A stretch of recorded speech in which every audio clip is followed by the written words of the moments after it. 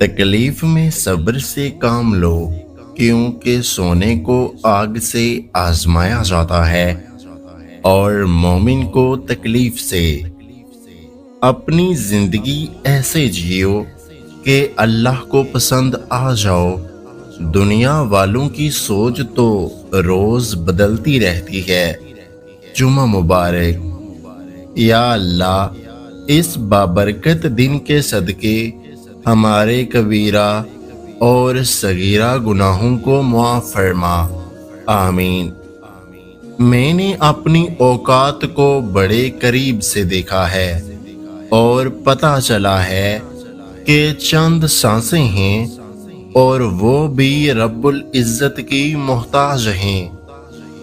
तौबा की उम्मीद पर हो चुके बहुत गुनाह, या रब मोहलत तो मिल रही है, तौफीक भी अता कर। आमीन। जुमा मुबारक।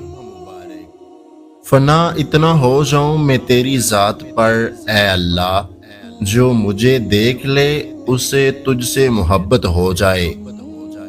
फना कर दे अपनी सारी जिंदगी अल्लाह की मोहब्बत में।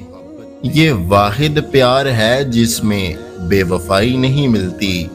जुमा मुबारक।